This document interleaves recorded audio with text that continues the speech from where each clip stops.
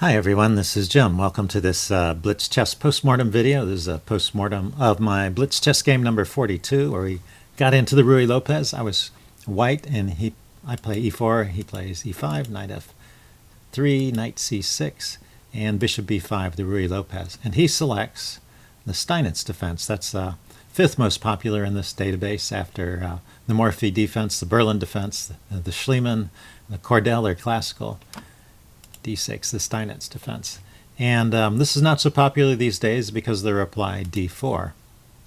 And my opponent plays this very unusual move here, queen f6, to take us out of book. Normally you play bishop d7 to stop that pin immediately, and white can push this pawn and just get a strong center.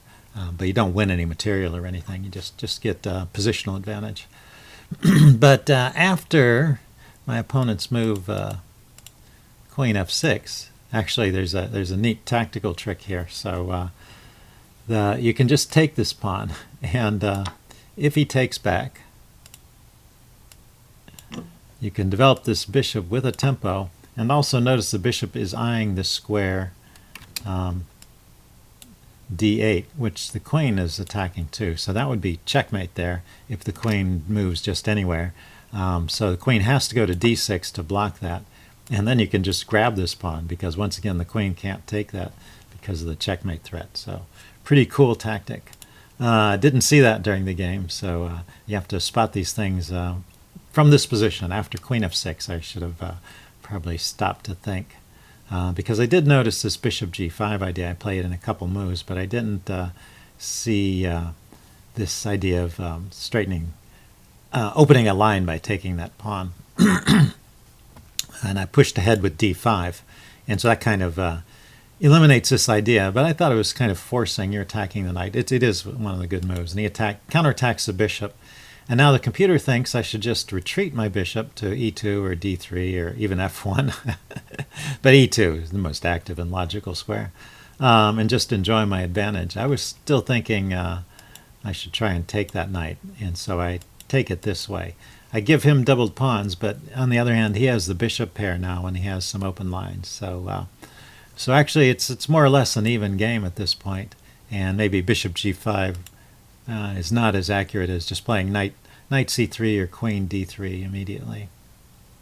So, or castles. So bishop g5, maybe a little overextension, and so the game is pretty even and stays that way. Now there's another tactic here. I didn't notice this one. Knight takes e5, queen takes e4. So the idea with knight takes e5 is you're attacking his queen, he's attacking your queen. And if you exchange queens, then I guess you've won a pawn. Although he has this complicated line here where the queen tries to escape by taking on e4, even though that's protected by this knight. So I think this doesn't actually win material. Let's take a look at it. Knight takes e5, new variation. Queen takes e4, check. So we both have won a pawn at this point. Now I'm going to take his queen. He's going to take my queen. And so we're still even materially. And knight takes f7. I can pick up a pawn this way because his bishop is hanging. And bishop takes c2. Oh, it just goes on and on. So you can keep taking stuff.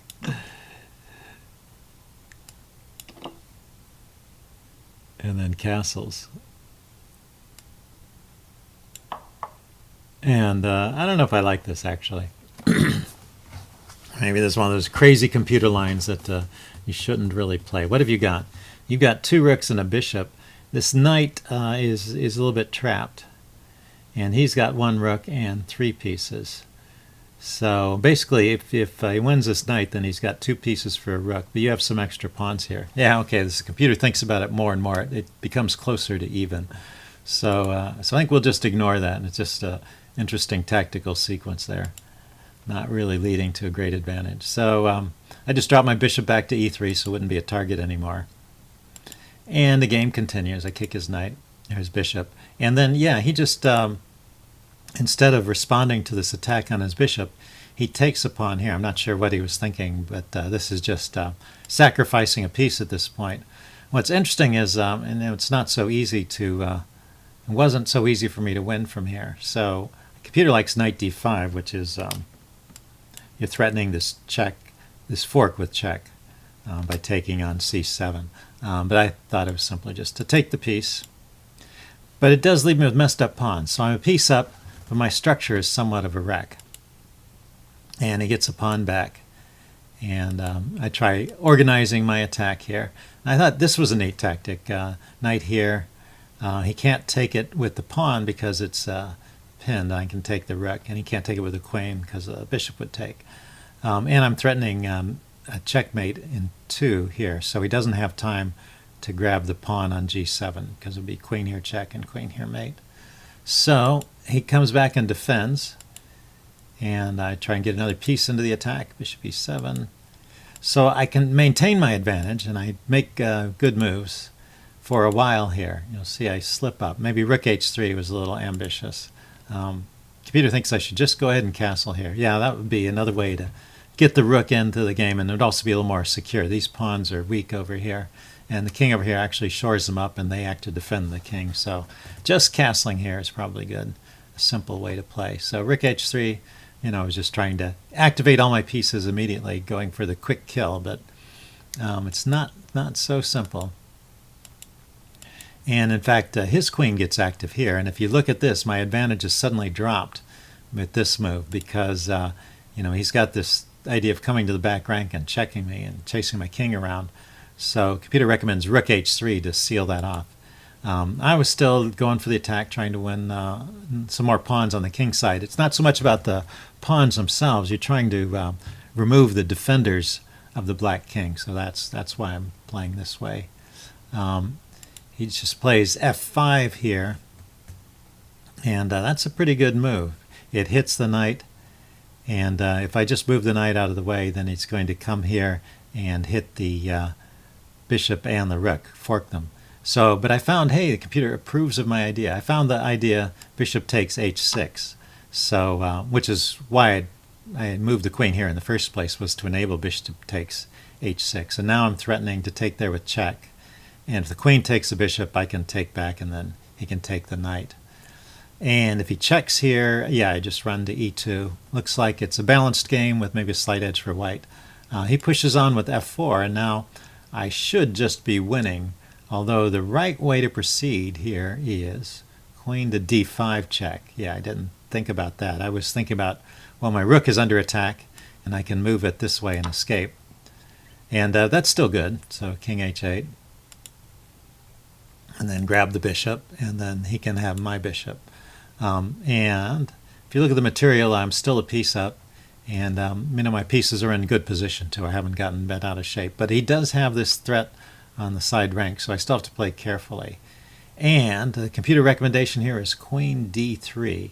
Okay, this is setting up a threat to come in here to h7 and checkmate. Queen d3, get the knight out of the way, and you can put a rook on h7. That's a very logical way to play. I was thinking of taking advantage of the 7th rank, but I thought I needed to clear it out a bit, so I get both rooks operating on the 7th. But he can just trade here, and after rook takes c7, yeah, it's still a draw. He could have gone to the check immediately. So apparently the queen check here is now giving him a miracle escape with a draw. I should be totally winning, but when you allow this kind of counterplay, and also notice if I had castled, my queen would be sitting here, my king. If I had castled, my king would be sitting here on the g1 square.